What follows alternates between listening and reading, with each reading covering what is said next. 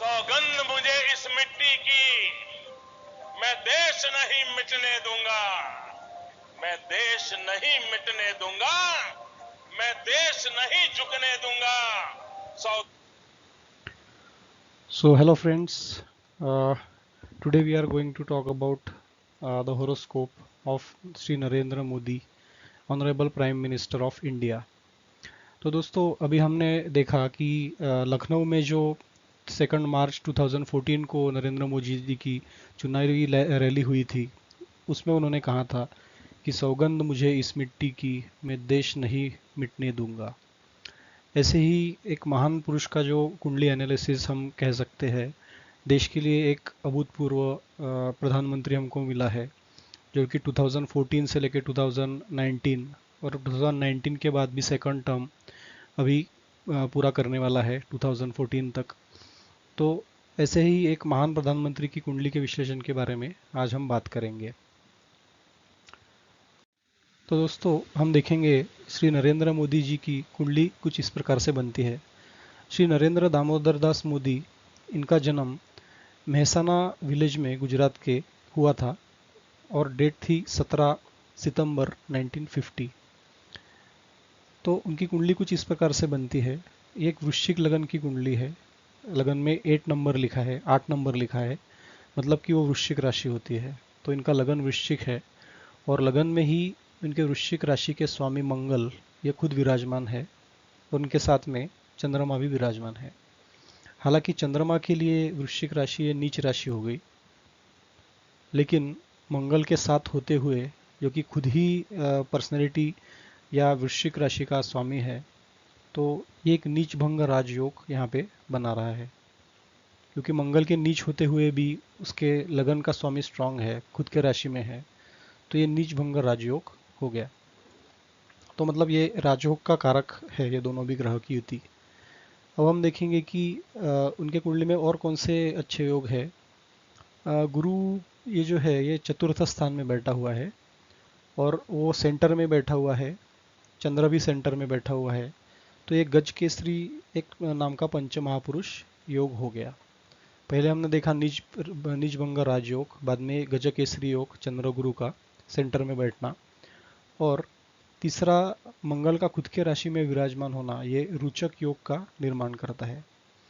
तो टोटल तीन एक डोमिनेंट योग इनके कुंडली में हमको दिखते हैं, रुचक, गजकेसरी और नीच भंग राजयोग। दूसरा हम देखेंगे कि जैसे सेंटर में बैठा हुआ गुरु सरकारी गैजेटेड पोस्ट पे लाके इंसान को खड़ा करता है, गवर्नमेंट में स्थान देता है।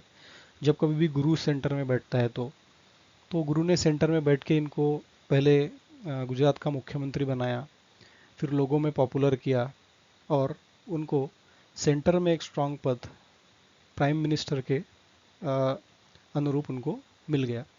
तो करंटली वो एक टर्म तो क्रॉस कर चुके हैं 2014 से 2019 तक, और अभी दूसरा टर्म इनका स्टार्ट हो गया 2019 से, जो कि 2024 तक चलने वाला है।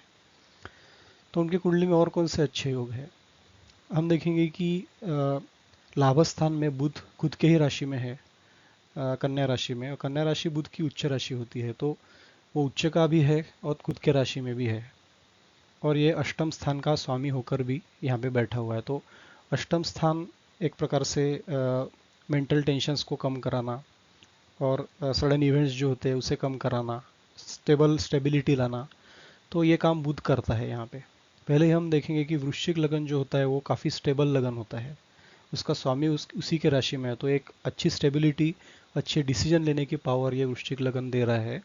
और साथ में मंगल उसी राशि में विराजमान है, तो फिर डिसीजन लेने में किसी के बारे में, मतलब किसी का, लोगों का जान लेना, लेकिन डिसीजन खुद का लेना, और वो डिसीजन वो सबके हितों का लेना, ऐसा ये वृश्चिक लगन काम करता है।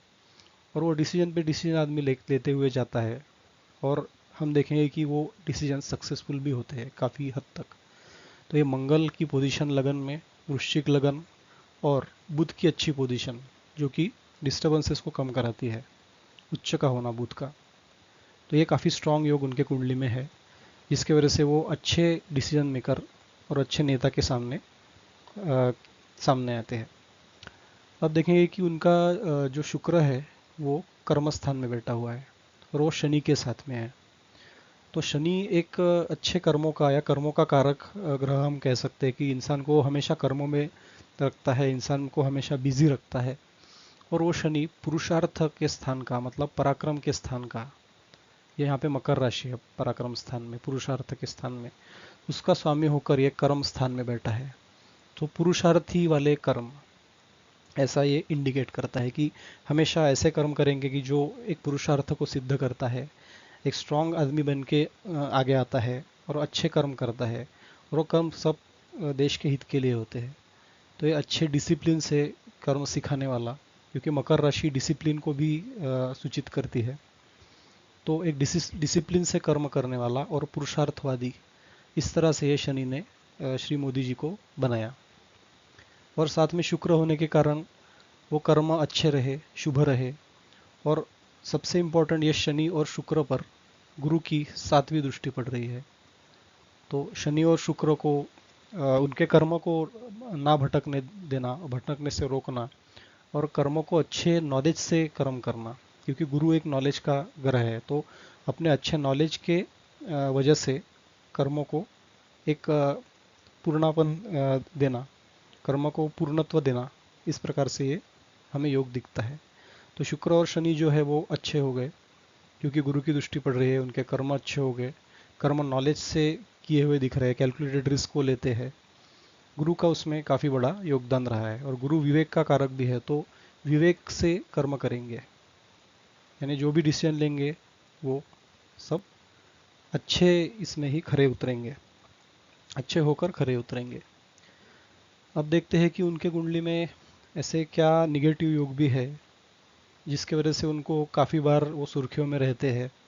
जैसे कि शुरू शुरू में 2014-15 में काफ़ी बार उनको फॉरेन ट्रिप्स करनी पड़ी, और वो देश के हितों के लिए ही था, बाहरी देशों से अच्छे संबंध प्रस्तावित करना, ऐसा उसका बाद में पर्पज़ हमको पता चला। लेकिन काफ़ी विरोधकों ने या फिर काफ़ी लोगों ने उनके ऊपर उंगलियां उठाई कि ये फॉरेन, खुद को मतलब देश को तो इन्होंने ले लिया, देश को इन्होंने, वो मंत्री बन गए, उच्च पोजीशन पे चले गए, लेकिन वो खुद तो बाहर रहते हैं, मतलब खुद बाहर ही रहते हैं, फॉरेन में जाते हैं। लेकिन उसका पर्पज़ लोगों को पता बाद में चला कि उन्होंने सभी देशों से, जो बड़े बड़े देश है, अमेरिका, फ्रांस, ब्रिटेन, तो इन देशों से उन्होंने काफ़ी अच्छे संबंध प्रस्तावित किए, और इसीलिए वो फॉरेन जो उनकी विजिट होती थी शुरू में, तो वो उसके लिए वो रीज़न था। बाद में वो सुर्खियों में आए जब नोटबंदी हुई, डिमोनेटाइजेशन हुआ। शुरू शुरू में लोगों ने काफ़ी कष्ट भी सहा, डिमोनेटाइजेशन में काफ़ी ब्लैक मनी भी बाहर आया, और बाद में लॉन्ग टर्म के लिए वो डिसीजन अच्छा ही था। लेकिन शॉर्ट टर्म के लिए लोगों को जो तकलीफ सहनी पड़ी, उसके वजह से भी काफ़ी सारे लोग नाराज़ थे। लेकिन बाद में लोगों को पता चला कि वो सब देश हित के लिए था, लोगों के हित के लिए था, इसलिए लोगों ने बाद में सहा भी और मोदी जी को सराहा भी। तो उनके डिसीजंस काफ़ी अच्छे से बाद में सराहे गए। लेकिन वो टाइम पे वो थोड़े कंट्रोवर्सी में रहे, वो टाइम पे लोगों ने उनसे, उनके ऊपर काफ़ी सारे उंगलियां उठाई।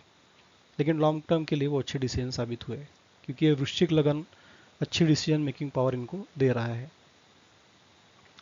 उसके बाद हम देखेंगे कि जो डिफेंस के लिए जो स्ट्रॉन्ग करता है इंडिया के डिफेंस को, उनके कार्यकाल में जो इंडिया का डिफेंस काफ़ी स्ट्रॉन्ग हुआ, राफेल डील साइन हुई, और उरी हमले का अच्छे से जवाब दिया गया। पाकिस्तान में घुस के लोगों को, मतलब जो टेररिस्ट थे उनको घुस के मारा। तो वो एक जो अच्छा डिसीजन था, वो पुरुषार्थवादी डिसीजन हमने देखा। तो ये मकर जो पराक्रम स्थान में है, जिसका स्वामी शनि है, तो शनि की महादशा ही, मतलब शनि की जो अंतरदशा वो टाइम पे थी, तो शनि ने उनको डिसीजन लेने के लिए प्रेरित किया। तो ये शनि डिसिप्लिन जो है कि जो कोई हम पे अगर आक्रमण करेगा तो उसका जवाब हम देके रहेंगे, तो ये शनि की टेंडेंसी देती है, क्योंकि वो एक न्यायप्रिय ग्रह भी है। तो पुरुषार्थवादी और न्यायप्रिय ग्रह शनि ने उनको जैसे को तैसा ये करने का उनको हक दिया। अब देखेंगे कि उनकी जो डिग्री है वो मंगल की डिग्री या तो बुध की डिग्री, वैसे तो ये ग्रह स्वराशिस्थ है, लेकिन इनकी 0 डिग्री है, ऐसा हम देख रहे हैं।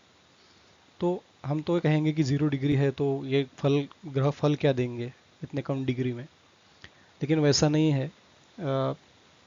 कभी कभी ऐसा होता है कि सेंटर में काफ़ी ग्रहों की युति होती है, जैसे टोटल 5 ग्रह ये सेंटर में है, मंगल, चंद्र, गुरु, शनि और शुक्र। तो शुक्र हमें पता है भावनाओं का ग्रह है, लोगों की भावनाओं को जीत लेना। शनि डिसिप्लिन लाना, न्याय करना। गुरु विवेक, नॉलेज रखना। चंद्र एक अच्छा वक्ता, अच्छी प्रकार से वाणी बोलना। और मंगल दृढ़ निश्चय। तो ये पांचों जो ग्रह की युति सेंटर में है इनके कुंडली में, तो ये सब ग्रह मिलके ये योग बनते हैं कि इन्हें एक महान पुरुष, महान वक्ता और अच्छा डिसीजन मेकर ये इनको बना रहे हैं। तो कोई ऐसा ना सोचे कि मंगल की डिग्री कम है या बुध की डिग्री कम है तो उससे बस हो गया कि अभी उनकी कुंडली में ग्रह इफेक्ट ही नहीं देंगे, तो ऐसा नहीं है। ये पांचों ग्रह जो सेंटर में मौजूद है, तो सेंटर में ये उनके पर्सनैलिटी को अच्छा बना रहे हैं, उनके डिसीजन मेकिंग को अच्छा बना रहे हैं और उन्हें अभूतपूर्व निर्णय लेने की क्षमता भी दे रहे हैं। तो ये था कुछ इंपॉर्टेंट एनालिसिस। अब हम आगे देखते हैं कि दशा महादशा उनकी अभी कैसी चल रही है। हम देखेंगे कि शनि के महादशा में उनका जन्म हुआ था। 1961 तक शनि की दशा चली, बाद में बुध की दशा आई, बाद में केतु, शुक्र 2005 तक शुक्र की महादशा थी, फिर बाद में सूर्य की महादशा 2011 तक थी। काफ़ी अच्छे तरीके से वो चमके सूर्य की महादशा में, क्योंकि सूर्य मित्र के राशि में है, लाभ स्थान में है। तो वो गुजरात के सीएम बने और गुजरात में उन्होंने 3 टर्म्स कंटिन्यू वो चुन के आए। तो सूर्य की एक प्रकार से एक महान तेजस्विता उनको मिली और काफ़ी प्रखर भाषण और काफ़ी अच्छे कर्म ये करने की बुद्धि सूर्य ने उनको दी, क्योंकि कर्मस्थान में हमने देखा था कि सूर्य की राशि सिंह है और सूर्य खुद मित्र राशि में स्ट्रांग होकर बैठा हुआ है। उसके बाद आती है करंट चंद्र की महादशा। तो चंद्र हमने देखा है कि नीच भंग राजयोग का निर्माण करा रहा है। भले ही वो नीच है, वृश्चिक राशि में नीच होता है, तो जरूरी नहीं है कि वो अशुभ फल दे, क्योंकि वो मंगल के साथ एक महालक्ष्मी योग भी बना रहा है और प्लस वो नीच भंग राजयोग हो जाता है, मतलब वो राजयोग ही बना रहा है चंद्र, और एक अच्छा वक्ता भी उनको बना रहा है। वो नीचता उसकी कम हो जाती है मंगल के साथ बैठने में। तो इसलिए चंद्र की महादशा उनके लिए काफ़ी इफेक्टिव रहेगी। नो डाउट कि वृश्चिक राशि को 7.5 चल रही थी और अभी भी उसका एंड फेज करंटली है, तो उनको 7.5 का इम्पैक्ट तो ज़रूर रहेगा, विरोधक स्ट्रांग होंगे। जैसे कि हमने देखा था कि महागठबंधन के कुछ लोग उनके अगेंस्ट हो गए थे और सरकार गिराने की तैयारी महागठबंधन के लोगों ने की थी, क्योंकि वो शत्रु स्थान भी उनका स्ट्रांग था। लेकिन ओवरऑल जो ग्रहों के इफेक्ट हमने देखे, ओवरऑल चंद्र का जो राजयोग बनाने का एक गुण देखा, तो उसके वजह से उन्होंने उनको फिर से 2019 में जीत दिलाई और फिर से इंडिया का प्राइम मिनिस्टर बना दिया। तो ये चंद्र की महादशा इनके लिए बहुत महत्वपूर्ण रहेगी 2021 तक। अब हम देखेंगे कि 2021 से उनकी मंगल की महादशा चलेगी 2028 तक। तो इस महादशा में हम देख सकते हैं कि वो काफ़ी स्ट्रांग डिसीजन ले, क्योंकि मंगल एक सेनापति हम कह सकते हैं। वो हर बात में देश को आगे रखना, देश को डिफेंड करना। तो डिफेंस में काफ़ी वृद्धि होगी ये मंगल की महादशा में, आगे जाके काफ़ी वृद्धि वो करेंगे 2021 से 24 तक, तो भी एटलीस्ट हम बोल सकते हैं, क्योंकि उसके बाद का तो हमको पता नहीं कि कौन सी सरकार आएगी।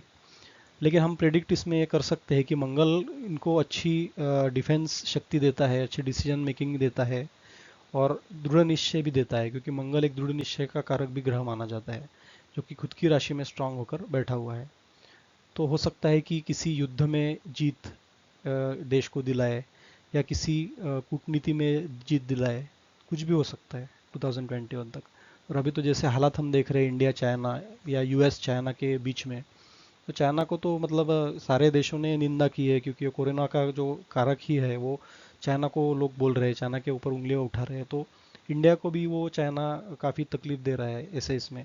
तो हो सकता है कि चाइना पे सब मिलके चाइना पे कुछ निर्बंध लगाए या कुछ ऐसा करे कि चाइना शांत हो जाए एकदम से।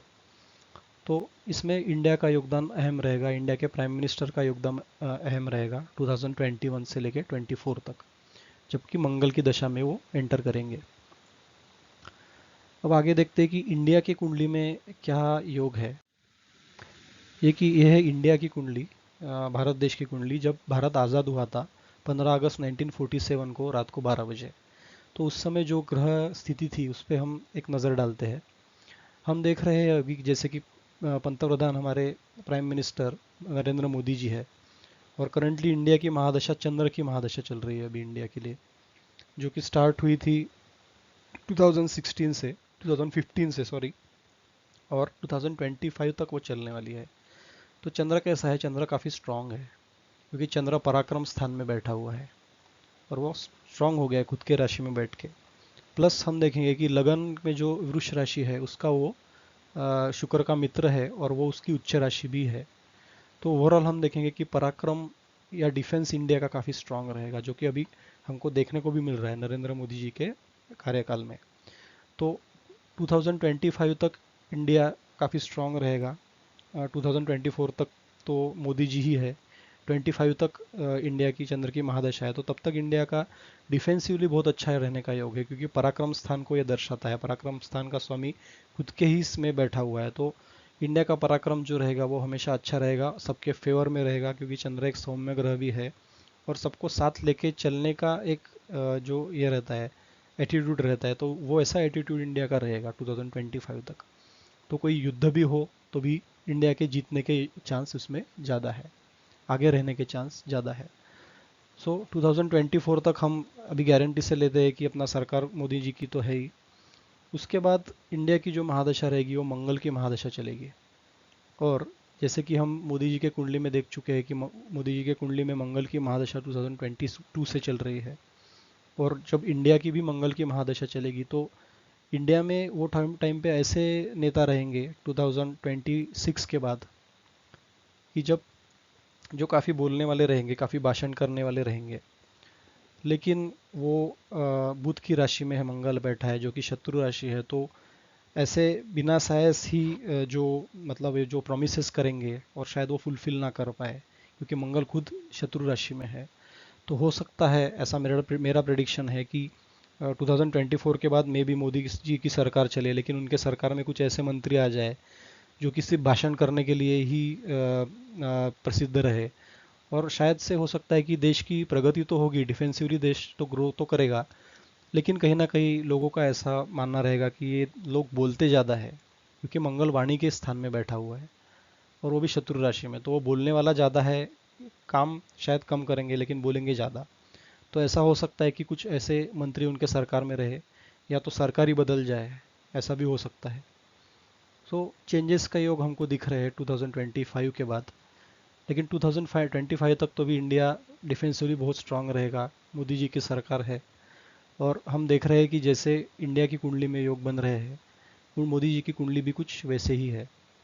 सो ये प्रॉब्लम तो बात का है कि बाद में 2024 के बाद कौन सी सरकार आएगी, लेकिन हाँ, इंडिया की कुंडली में ऐसा दिखता है कि कुछ नेता ऐसे होंगे जो सिर्फ भाषण करेंगे और शायद कर्म उनके इतने अच्छे ना हो। तो दोस्तों, ये थी मेरा प्रेडिक्शन मोदी जी की कुंडली के बारे में और इंडिया की कुंडली के बारे में, एक जस्ट ओवरव्यू। आपको ये वीडियो कैसा लगा हमें ज़रूर बताएं। और देश के लिए एक बार मैं फिर से कहना चाहूँगा, भारत माता की जय, जय हिंद, जय भारत। Thank you.